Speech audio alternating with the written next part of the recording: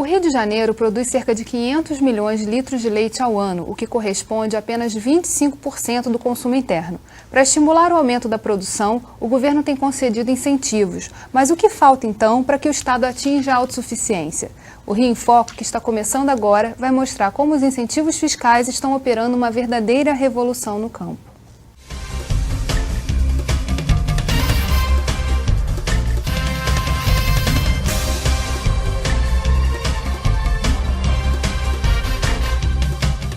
Há cerca de um ano, o governo do estado reduziu o ICMS da pecuária leiteira fluminense a zero.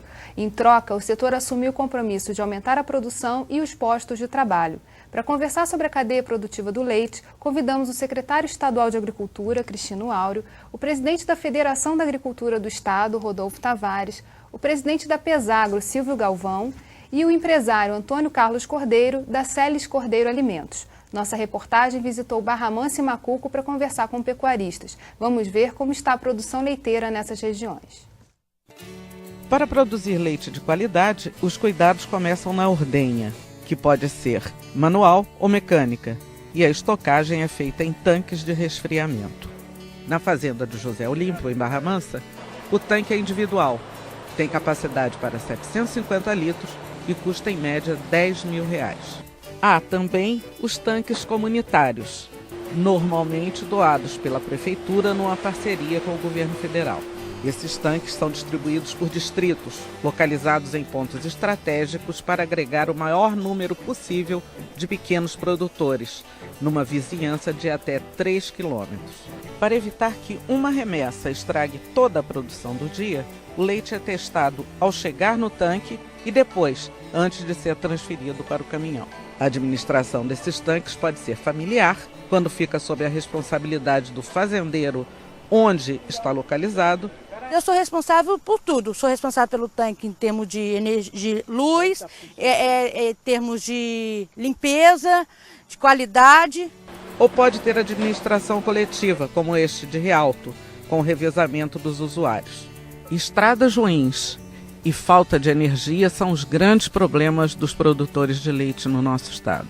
A gente vai entrar com ação popular contra a Light, porque só eu aqui perdi uns 5 mil litros de leite mais ou menos, que fica no tanque ali embaixo. E a gente vai na Light, eles simplesmente não dão a resposta. A gente vai arrumar, mas não vem.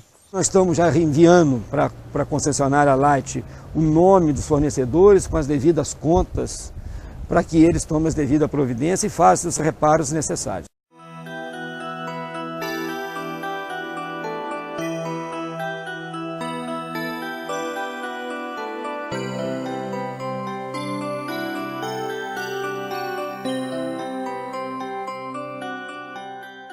A ponte caiu ali já tem 8 anos, agora que eles vão dar um sacode nela, depois de 8 anos. Aí rebenta, passa por dentro do terreno da gente, estraga a terra, estraga a cana. Fora dos nossos outros municípios aqui vizinhos, nós estamos deparando com as condições aqui intrafegáveis das estradas, atrasando as coletas de leite, consequentemente os produtores tendo uma perca significante, não só com a falta de energia, mas também com as estradas deficitárias. O que o governo do estado está fazendo para resolver principalmente esses problemas de energia e de estradas ruins? Olha, a infraestrutura, de fato, é o grande problema que afeta não só a cadeia produtiva do leite, mas a maioria das cadeias produtivas no campo. E esses dois fatores, a gente tem aí um histórico de problemas, mas também, por outro lado, temos aí uma perspectiva real de soluções. Aquilo que está diretamente sob a condução do governo do estado, que é principalmente a infraestrutura de estradas, nós tivemos um avanço muito importante do ano passado para cá. Com o apoio da Assembleia Legislativa, nós conseguimos fazer com que uma lei autorizativa nos permitisse contratar uma operação de crédito junto ao BNDES, fazendo um investimento que é o maior da história da agricultura do estado do Rio, sem dúvida nenhuma. Nós financiamos 25 milhões, 5 de contrapartida do estado e 20 vindo da estrutura dos bancos, BNDES, Banco do Brasil. Com esses recursos, nós adquirimos mais de 120 equipamentos.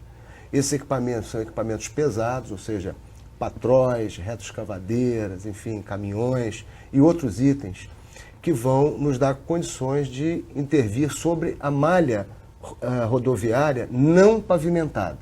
Então, para quem está em casa e não entende muito da diferença entre estradas rurais e estradas aí convencionais, é que normalmente a estrada rural ela não tem pavimentação. Ela precisa de uma boa manutenção, ou seja, que máquinas mantenham o leito da estrada limpo, com boa drenagem para que as águas não estraguem o serviço que é feito anteriormente.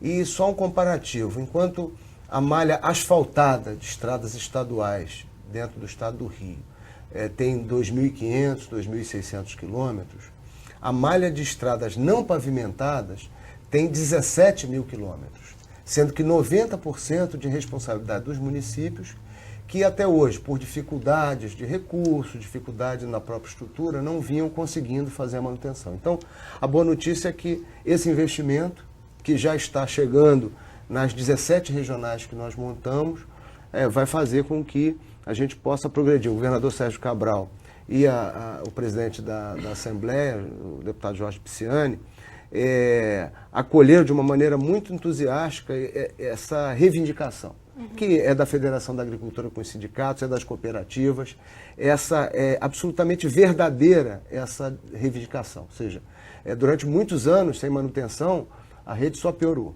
Então, agora começa um processo de reversão. E da parte das concessionárias, tem uma notícia muito boa, que nós estamos chegando esse ano de 2010 à universalização do atendimento de eletrificação rural, quer dizer, o estado do Rio vai ser um dos primeiros a chegar a 100% de propriedades atendidas com redes de eletrificação, inclusive com investimento de 1/3 disso tudo feito pelo governo do estado. Agora, por outro lado, o serviço, o atendimento das concessionárias está muito abaixo da Vem piorando, né? Rodolfo, já é possível perceber as mudanças com esses investimentos que estão sendo anunciados? É assim, Geise, e creio que seja importante nós deixarmos claro para o telespectador, para o nosso cidadão fluminense que nos acompanha nesse programa, que tudo que foi feito no atual governo, principalmente essa parceria com a Secretaria de Agricultura, foi fruto de planejamento científico, de diagnósticos realizados pelas mais renomadas entidades de pesquisa do Brasil, entre elas a Embrapa, a Fundação Getúlio Vargas, enfim, o nosso pessoal técnico. E todas essas medidas, como você sabe, a cadeia produtiva do leite é muito complexa, envolve uma série de operações, foram planejadas e, mais do que isso, foram consensadas, foram assumidas de uma forma cooperativa e corresponsável com o governo do estado. Então, além de todas essas medidas que o nosso deputado Cristino Auro, nosso secretário de Agricultura, mencionou, uma das propostas que nós tínhamos na época, quando foi consolidado esse planejamento estratégico conjunto, era a capitalização das nossas cooperativas agropecuárias, de anos de incentivo do governo do estado para a pecuária de leite, que não eram monetizados, que não eram transformados em capital para as nossas cooperativas. Quando nós vemos essas deficiências das concessionárias de energia elétrica, tanto da Ampla quanto da Light, e nelas temos representantes nos conselhos de consumidores, com exceção da Ampla, que esqueceu da federação, mas já está lembrando já.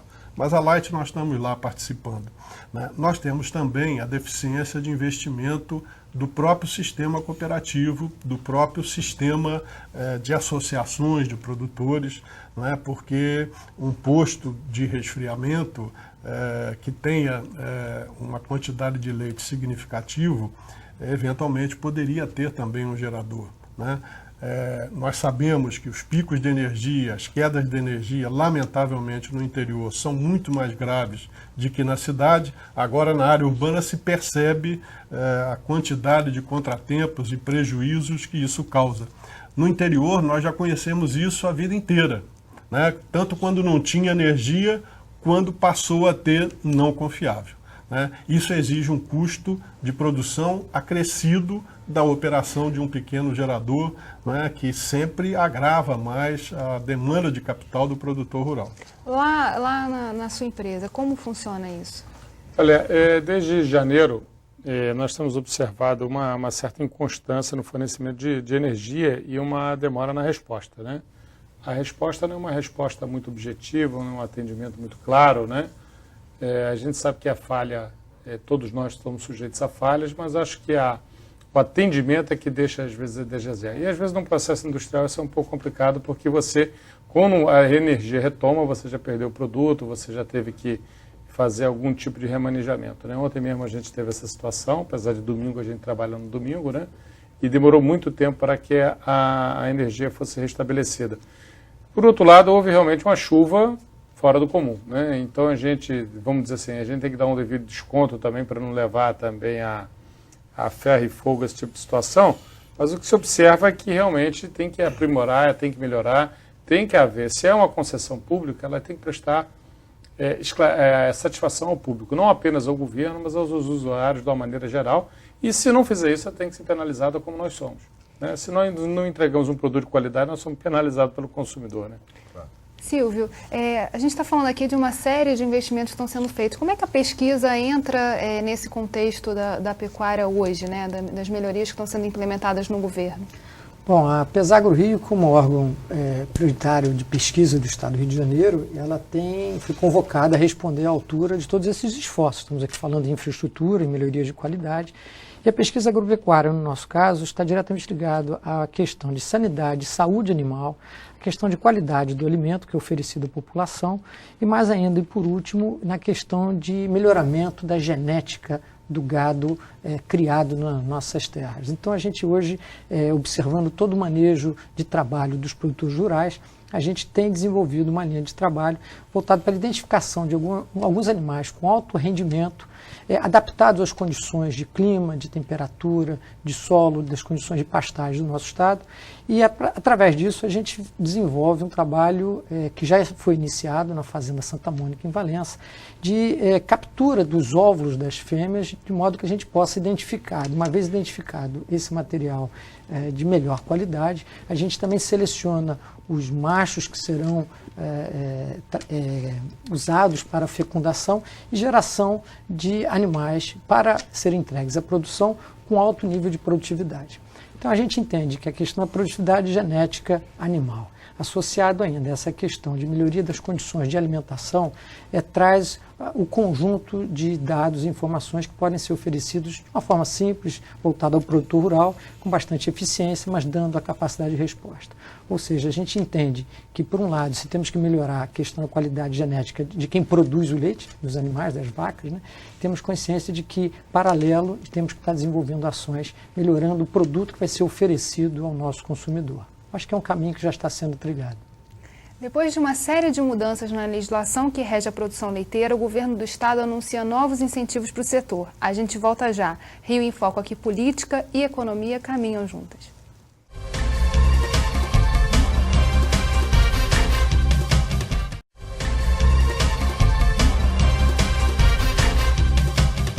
As empresas de produtos lácteos estavam saindo do estado. Com a isenção do ICMS, a expectativa é de que a produção leiteira dobre em 5 anos.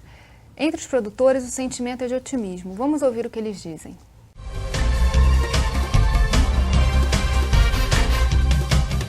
Nós estávamos em desvantagem com outros estados, que isentavam o ICMS do leite para chegar ao Rio de Janeiro. Agora o governador, com essa nova política de incentivo, alterou esse procedimento e hoje nós temos uma grande potencial de incremento da produção de leite do estado e incentivo à industrialização do leite também aqui no estado do Rio de Janeiro. Várias empresas nos procuraram para parceria. Também os produtores de leite aqui do estado do Rio aumentaram a sua produção. Haja visto que nós aqui em Macuco já estamos com a nossa capacidade totalmente preenchida. Nós temos que investir mais na nossa industrialização para atender a demanda de fornecimento de leite aqui da região. Frutos desse decreto são a aquisição que nós fizemos já de 2 reservatórios para água, que são reservatórios de 200 mil litros cada um. Tá? A expansão daquele galpão, você pode ver as fundações estão ali, nós já vamos fazer a parte de cobertura. Tá? Nós temos aqui também aquisições de caminhões, nós já adquirimos 6 caminhões para transporte de leite, com os tanques isotérmicos. Compramos também mais um tanque também de 125 mil litros, aquele da ponta, para estocagem de leite isotérmico, além dos equipamentos todos que nós estamos trocando com a parceria que nós fizemos com a Tetra Pak, que nós vamos aumentar a nossa produção aqui em torno de 40% na capacidade de volume. E eu acredito que a partir de maio nós já estaremos aí aumentando a nossa capacidade para 300 mil litros dia de leite. As indústrias de lácteos estavam saindo do estado do Rio de Janeiro, né? A Nestlé saiu, outras empresas saíram do estado do Rio de Janeiro e agora está acontecendo o procedimento inverso. As empresas estão retornando, procurando parcerias e procurando construir unidades aqui no estado do Rio de Janeiro.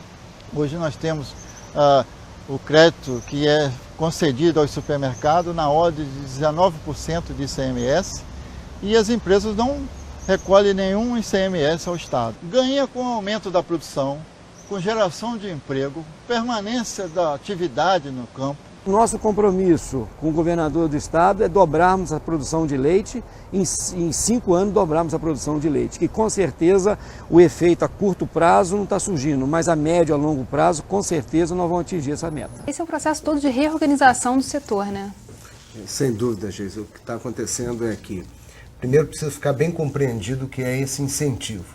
Na verdade, os estados que são grandes produtores de leite, mas não têm consumo, tradicionalmente eles mandavam esse produto para cá, retirando o imposto na origem. O que para um consumidor poderia parecer que seria uma vantagem aqui, ou seja, chegou um leite mais barato, mas isso era só teórico, porque na verdade essa diminuição do imposto lá servia para quebrar a indústria local, quebrar o produtor rural aqui, mas esse ganho não ia para o consumidor. Ele ia para o intermediário, enfim, para quem montava uma estrutura para ficar com essa parte do imposto. Então, o que foi feito de importante?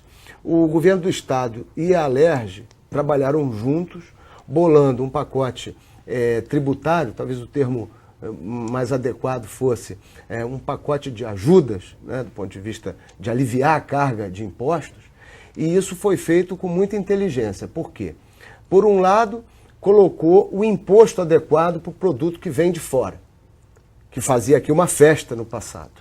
Por outro lado, reduziu o imposto aqui internamente e criou para os supermercados e para outras estruturas de comércio um incentivo de terem a redução daquilo que pagam, portanto, na cadeia final. Então isso tudo serve de um somatório importante. Você soma isso, a possibilidade, e aí nós temos um projeto de lei complementar a tudo isso, que está tramitando agora na Alerj, que trata do seguinte, da capitalização das cooperativas, porque tradicionalmente elas tinham um prêmio ao produtor, um crédito prêmio que pagavam ao produtor, e que tinham que se ressarcir com o Estado, ou seja, na verdade o Estado criou um programa lá atrás, há 20 e tantos anos, e que ele seria o responsável por dar um incentivo ao produtor. Mas como isso passava através das cooperativas e algumas indústrias, o Estado lá atrás não honrou esse pagamento. Então isso ficou acumulado. É como você fazer, como é que se diz, benemerência com chapéu alheio, né? Então o governo do Estado à época dizia que dava um incentivo, quem bancou esse incentivo foi o conjunto das cooperativas e indústrias, e agora o governador está autorizando, juntamente com a Assembleia, um apoio da ordem de até 50 milhões de reais, o que é um recurso bastante significativo, para fazer o quê? Adquirir novos tanques de resfriamento para colocar no produtor, material de inseminação artificial, máquinas agrícolas e esses equipamentos industriais que algumas cooperativas já adquiriram em função do aumento da produção, nós vamos com esse recurso também adquirir mais. Efeito direto para o produtor. Primeiro, quando mais indústrias vêm para o Estado, eu poderia fazer uma lista aqui de indústrias que estão ou se instalando aqui ou fazendo parceria com cooperativas e indústrias. Então vamos listar. A Bom Gosto, por exemplo, que é um grupo originário do Rio Grande do Sul, comprou a fábrica da Nestlé, que estava fechada em Barra Mansa, está investindo lá algo em torno de 30, 40 milhões de reais, e vai fazer com que essa planta volte a operar no primeiro semestre de 2010. Né? A Laticínios Marília, que tem uma marca muito consagrada no mercado também, está se instalando em Itaperuna, com financiamento da Invest Rio. Ou seja, o governo do Estado, além de dar um incentivo que permitiu a vinda, ainda financia parte desse investimento. Temos o caso da retomada das atividades de algumas plantas. A CCA, que tem aqui a presença, né, a ilustre presença do Antônio Carlos, ela está arrendando uma planta da Leite Canaã, que estava também com funcionamento praticamente paralisado, né? Estava ali com um processamento muito pequeno e eles estão fazendo investimento na melhoria. A Godan, eu poderia ir citando aí as melhorias nas cooperativas de Macuco, Barra Mansa e uma dezena de outras cooperativas, além de algumas situações que estão se resolvendo agora, a situação Parmalá, que é uma situação complicada e que há muito tempo a gente vem tratando. Que é uma notícia ótima, né? Sem dúvida. Então, os esforços aí da Federação, através do Rodolfo, da Secretaria e do Ambiente, também está encontrando agora uma solução para Parmalá. E a CCPL, que nós já conseguimos alguns avanços na recuperação dela, como, por exemplo, ela firmou uma parceria lá atrás com a Perdigão, que foi paralisada. No lugar dessa parceria, iniciou-se um processo com a instalação do NATA, que é o Núcleo Avançado de Tecnologia de Alimentos, lá em São Gonçalo, que é uma escola de primeiríssima linha, que vocês já noticiaram aqui. Mas, além disso, a boa notícia é que nós vamos fechar o mês de março também com um parceiro instalado na CCPL. Então, o somatório de tudo isso vai nos levar a ter um setor com mais competição interna aqui no Estado, o que representa para o produtor a perspectiva de ter preços melhores. O que na verdade a gente vê é que são investimentos que ocorrem em todo o Estado, né? É verdade, Geisa. E o mais importante de tudo isso, nós estávamos falando ainda há pouco sobre fornecimento de energia elétrica, o difícil é quando o poder público não informa ao produtor as coisas que acontecem, né? A ANEEL, por exemplo, tem 4 horas, fixa em 4 horas para recuperar o fornecimento de energia.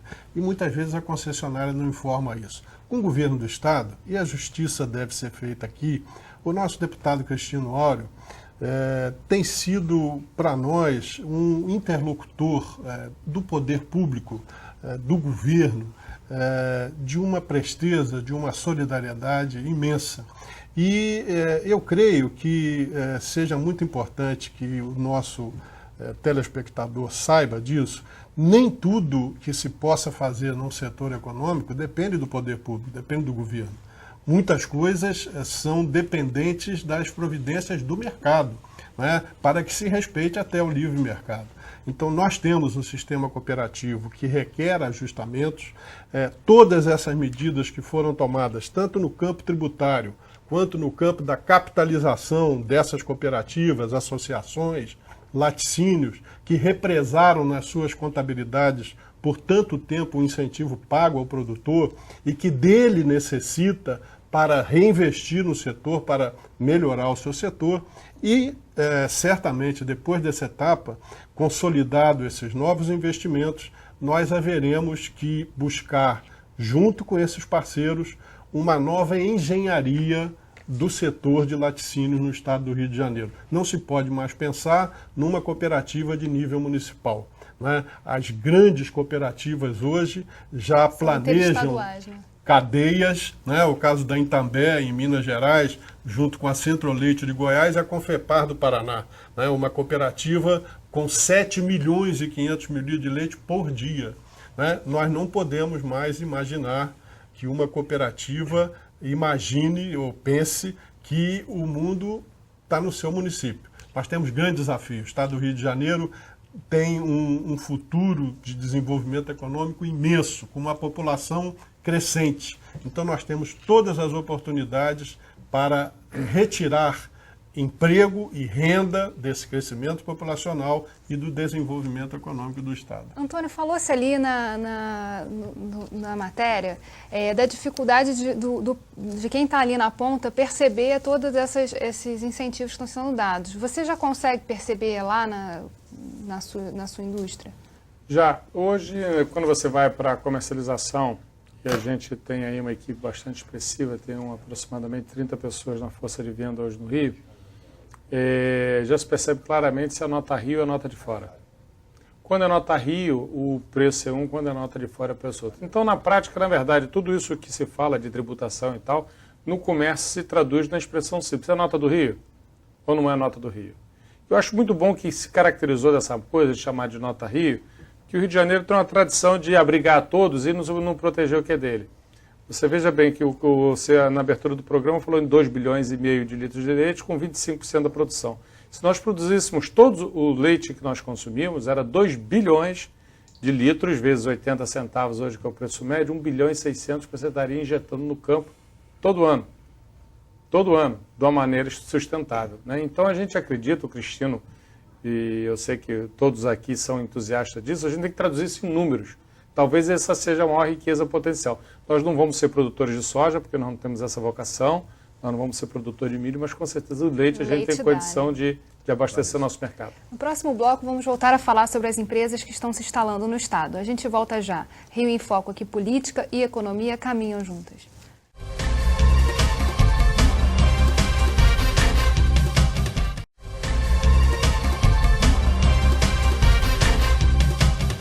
A CCA Laticínio se instalou no estado em janeiro desse ano. Foi a primeira empresa a ser atraída pelo incentivo fiscal do programa Rio Leite. O que atraiu a empresa para se instalar? O que tem de positivo e de perspectiva para os próximos anos, Antônio? Olha, de duas formas bem objetivas, né? Também nós estamos no ramo de laticínio desde 95. Nós sempre fomos líderes e pioneiros em laticínios de cabra no Brasil. Nós sempre falamos que nós somos a única empresa de laticínios do estado do Rio que manda produto para o Brasil inteiro. E nós terceirizávamos a produção na Canaã, que teve um período econômico muito difícil no ano passado. Então, a gente estava também numa situação bastante crítica em relação aos produtos à base de leite de cabra. Quando veio essa nova legislação, a gente sentiu que era uma oportunidade. O Rio de Janeiro não é tradicionalmente um estado com vocação para produzir leite em pó, que geralmente é produzido em estados muito distantes da federação, mas essa legislação que foi feita equaliza isso e, vamos dizer assim, ela foi o impulso que faltava para a gente tomar coragem para tomar essa decisão. Essa decisão de pegar um negócio que é substancialmente maior do que o nosso e fazer um crescimento bastante agressivo na nossa empresa, ela não seria tomada se não houvesse uma legislação que começasse a valorizar o que é produzido no nosso estado. O que não é nada diferente. Eu também produzo no Rio Grande do Sul e eu tenho incentivo no Rio Grande do Sul. Então, na verdade, finalmente o estado do Rio acordou para proteger o que é seu, né? Porque se a gente deixar, a gente tem vários exemplos aí de vários outros setores, como esse do petróleo, que se deixar a turma vem aqui e toma tudo da gente, né? Verdade. Silvia, você falou lá no primeiro bloco da importância do investimento em genética, né? Eu queria que você falasse um pouco sobre como a Pesagro tem trabalhado nesse setor. Nós buscamos a parceria com a Embrapa Gado de Leite, que já tinha tradicionalmente um conhecimento nessa área, e buscamos, através dessa parceria, a identificação de pessoas que pudessem já no prazo curto nos dar a resposta. Não interessava para a gente sair procurando iniciar um trabalho e com isso não acompanhar o ritmo de produção que você vê aqui, que é bastante intenso. Então, nós buscamos em Minas Gerais uma pessoa de qualidade, com uma grande experiência já dentro da empresa de pesquisa agropecuária de Minas Gerais e que fazia um estágio na Embrapa Gado de Leite. Ou seja, nós entramos no acordo e compramos o passe aí dessa colega médica veterinária que está então desenvolvendo as ações dentro do laboratório de fecundação in vitro. Identificamos no âmbito da Pesagro grupos de profissionais que tinham identidade e conhecimento já, que pudesse estar trabalhando na identificação das propriedades, identificação dos animais, doadores, e que pudesse também fazer o trabalho muito importante, que dá a eficiência e rentabilidade ao trabalho, que é você, uma vez tendo êxito na questão de fecundação, levar esse óvulo até o animal, até a fêmea, né? Então, essa identificação das receptoras e levar o óvulo até elas é muito importante. Bom, uma vez feito isso, nós tivemos que olhar para as nossas estruturas e ver de forma ágil quais que poderiam dar retorno imediato. Então, identificamos em Itaucara, em Seropédica, 2 fazendas nossas, já com vocação para a pecuária de leite, e estamos estruturando desde piquetes e pastos para abrigar essas receptoras, currais para o manejo, reformas de laboratórios para que a gente possa ter a satisfatória, plena e necessária higiene e saúde dos animais que venham a ficar em estado de gestação e, ao mesmo tempo, desenvolvendo trabalhos para já divulgar junto aos produtores e associações e cooperativas quem é que já poderia se identificar com essa técnica. Como é que isso chega para o pequeno produtor? É isso que você estava...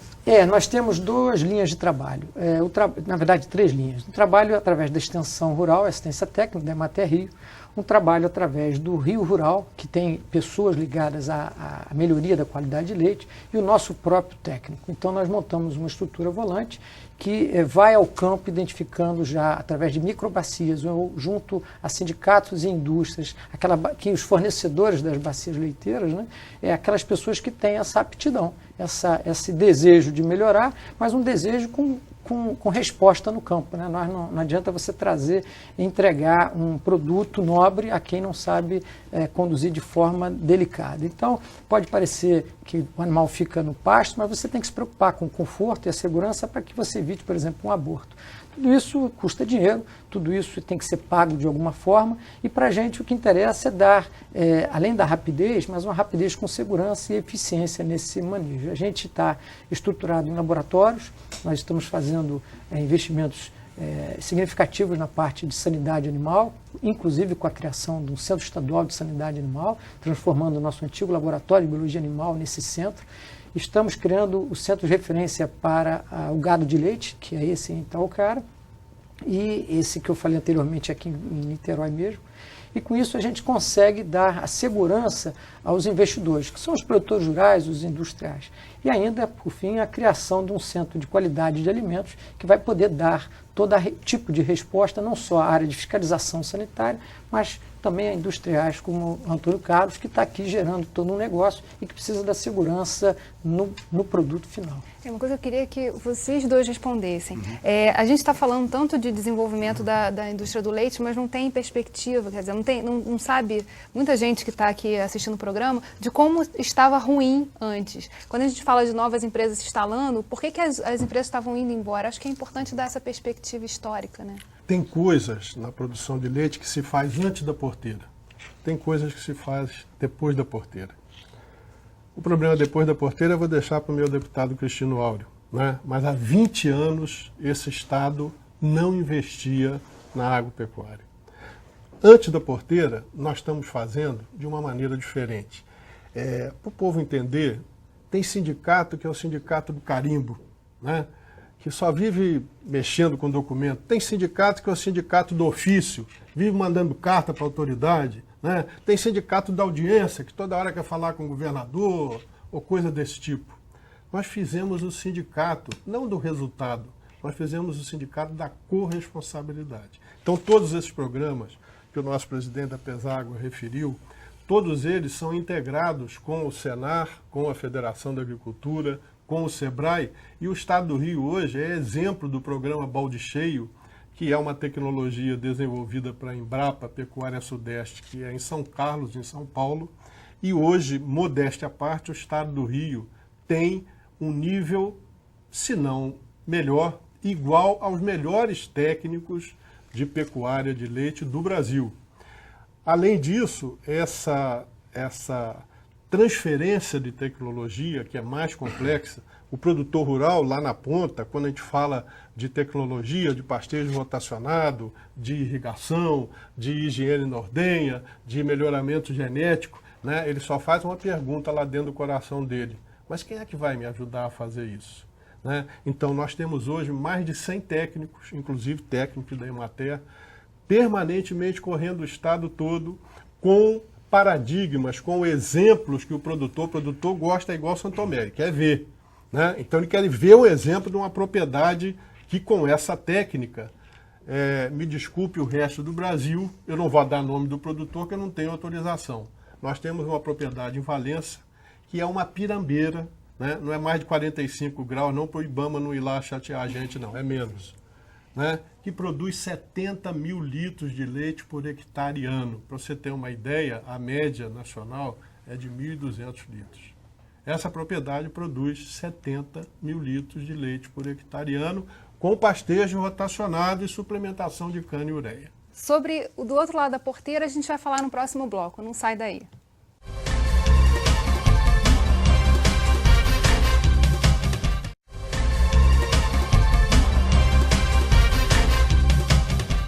Secretário, O doutor Rodolfo falou no bloco anterior do que está sendo feito dentro da porteira. O que o Estado está fazendo fora da porteira?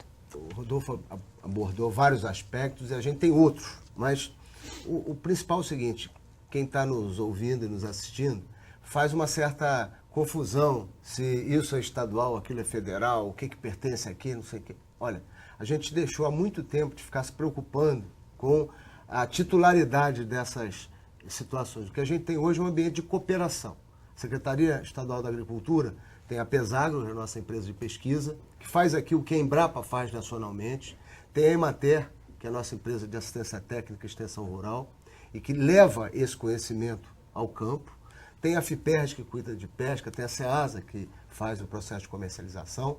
Mas hoje a estrutura da Secretaria, ela também tem na federação, nos sindicatos, em outros órgãos, a própria indústria é hoje colaboradora para que a gente tenha um sistema funcionando. Então, o que era muito ruim anteriormente? Era essa desarticulação, ou seja, um setor com dificuldades e ainda se dando ao luxo de ser soberbo, ou seja, cheio de briguinha interna, de disputas. Então, acho que isso é um fator muito positivo. A gente conseguiu, e o governador Sérgio Cabral conseguiu fazer com Brasília uma relação também muito boa que trouxe recursos. Nós colocamos esses recursos a favor do entendimento e também da infraestrutura, porque sem dinheiro você não toca processo nenhum para frente. Bom, então para finalizar, eu acho que o que também somou nesse fator aí foi algo que o Antônio colocou agora há pouco. Nós resolvemos investir nas nossas vocações. O Rio de Janeiro é um estado que não pode ficar se preocupando com grandes plantações de exportação. Nós somos um estado que só tem 0,5% do território brasileiro, mas tem 16 milhões de habitantes. Então tem um grande mercado, muitas bocas para serem alimentadas, um território pequenininho. Então a gente tem que escolher o que pode produzir aqui. E certamente produzir leite é uma vocação nossa. Tanto é assim que eu falei aqui agora há pouco de CCPL, a CCPL já foi a maior cooperativa central do Brasil, a inovadora que lançou o leite longa-vida, que no final acabou sendo uma arma contra si, porque trouxe dentro da caixinha leite de todo o Brasil e também do Mercosul para ser vendido aqui num mercado que deveria ser de leite pasteurizado. Mas isso é uma história para um outro programa. Né? Hoje eu acho que a gente venceu muito dessas dificuldades e o ambiente é um ambiente de otimismo, ainda que seja um otimismo comedido, como convém, porque acho que ninguém pode entrar na euforia, no oba-oba, porque tem coisas a serem resolvidas. Um dos fatores, por exemplo, é que ainda tem matéria-prima que sai do Estado para ir ser processada no outro Estado, quando a gente tem um consumo que é 5 vezes o que nós produzimos. Isso é feito, às vezes, por algumas questões muito localizadas, mas que o governo está atento, e quando eu disse que está tramitando um projeto de lei, junto com ele vem justamente para corrigir. Eu acho que o fecho de ouro, nós vamos ter um setor muito ajustado e um setor capaz de dar grandes alegrias à produção, mas também fazer com que o consumidor tenha orgulho de dizer, bom, esse é um leite do Rio de Janeiro, esse é um leite que, além de trazer riqueza nos municípios do interior, no campo, também é um orgulho de qualidade na mesa, com todos os bons produtos que a gente já produz, mas que vai fazer muito mais. Acho que é importante tratar também da questão da pesquisa, né? A gente está hoje num momento em que todos os atores estão se ajudando. Eu acho que isso é muito importante. Nunca antes, né, nesse estado, né, a gente ouvia com tanta seriedade esse tratamento que sinergia, é dado. Né? Essa que sinergia, a gente está ajudando um outro. A nossa grande preocupação, como representante da classe rural fluminense, quanto ao setor da pecuária de leite, é dar ao produtor rural o maior número de alternativas de qualidade para que ele possa entregar a sua produção e ter a capacidade de agregar valor a ela. Como o nosso secretário mencionou antes, nós temos um estado de uma população muito expressiva e com outra característica. 80% dessa população está concentrada na capital e na região metropolitana. Então, em termos logísticos, também é uma grande facilidade para que essa possibilidade de agregar valor ao produto, a matéria-prima, possa se desenvolver cada vez mais. E essa nova forma de encarar o setor de maneira a vê-lo como uma grande cadeia produtiva, e ensejar ao produtor rural alternativas de comercialização, é preciso que todos saibamos aproveitar essa oportunidade. As cooperativas se vejam em parceria, se vejam com arranjos produtivos regionais, quando possível, né, ou pelo menos locais, para que toda essa faina de processar o leite possa ser feita cada vez com mais eficiência, cada vez com mais retorno para o produtor rural. Para o que ele faz antes da porteira, em termos de tecnologia, de reprodução, de alimentação, né, de higiene, de sanidade do rebanho, possa ser adequadamente remunerado e ele consiga, de fato, gerar renda para si, para a sua família e para os seus companheiros de trabalho, para os trabalhadores rurais também.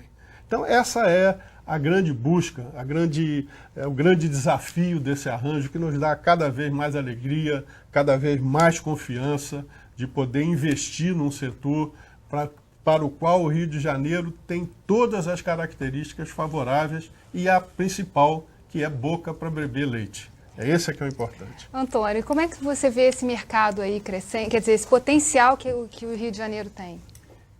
O Rio de Janeiro, como foi colocado, tem um espaço aí de 2 bilhões de litros, vamos dizer assim, que é o nosso mercado cativo, né? Às vezes eu me surpreendia com a pouca veemência com que nós defendemos o nosso mercado. Se você observar qualquer país, uma vez houve um contencioso comercial da Embraer com Bombardier, e o Canadá, que sempre foi um país simpático e tal, ele vira uma fera na hora de defender os interesses deles. Quando você vê uma disputa de caças do governo federal, o próprio Sarkozy, o presidente da França, vem defender os interesses da indústria francesa. E quando a gente vê os nossos mercados, a gente não via até então o governo defender o mercado nosso. Finalmente nós acordamos que nós estamos perdendo emprego e renda, né? Como eu disse anteriormente, eu tenho relativamente novo com leite de vaca, mas eu tenho uma tradição já de 15 anos, somos líderes e pioneiros em leite de cabra no Brasil e por não ter muita referência, fui muito no exterior.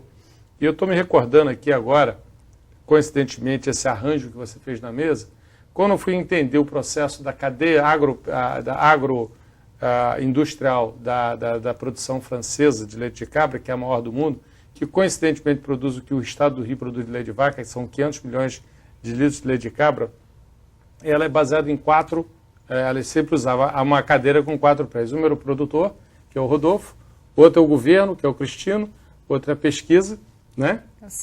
O Silvio, e o outro é a indústria. Então são esses os 4 atores principais que têm que estar harmonizados.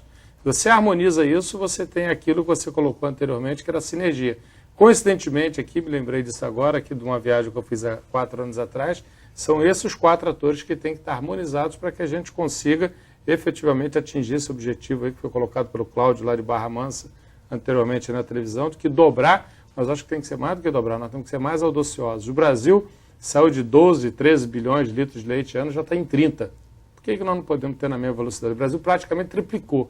Eu acho que nós temos que mais do que dobrar, nós temos que quadriplicar até atingir a autossuficiência. Eu acho que é perfeitamente possível.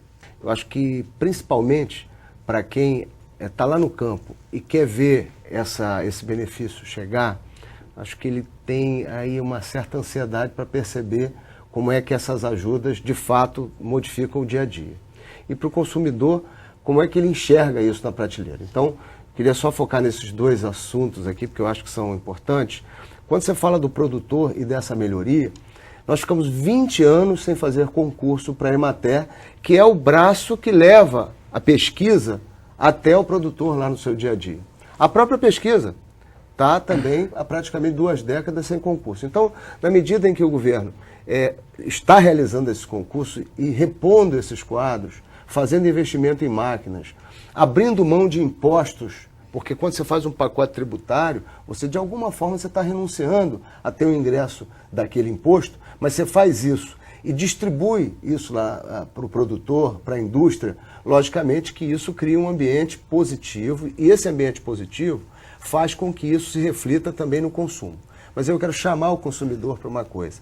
Leia a embalagem no rótulo do produto que você está consumindo.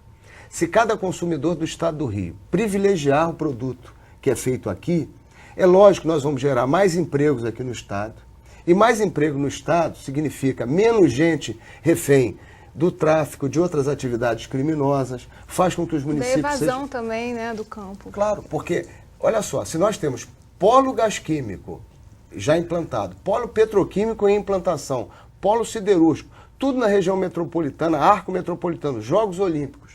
Se o campo não estiver recebendo esse tipo de tratamento, nós vamos assistir a outro fluxo de migração igual na década de 60 e 70. Então é preciso que ao tempo que a gente desenvolve a região metropolitana, que isso também ocorra. Então o Fórum de Debates aqui, o Fórum de Desenvolvimento da Alerj, contribui muito para essa discussão. Muitos desses elementos são aproveitados no nosso dia a dia.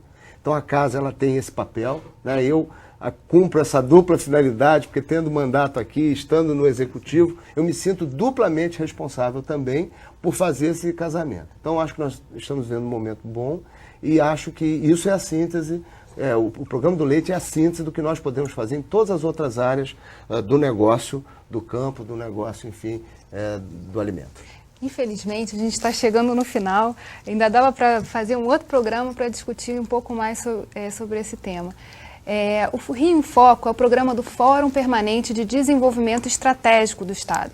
Para acompanhar os nossos debates, acesse a nossa página na internet ou as nossas redes sociais. Você também pode assistir esse programa no site www.rioemfoco.rj.gov.br ou pelo www.tvalerj.tv. Obrigada, secretário. Obrigada, Rodolfo. Obrigada, Antônio. Obrigada, Silvia. E obrigada a você que nos acompanhou. Até a próxima. TV Alerj, o canal do povo fluminense.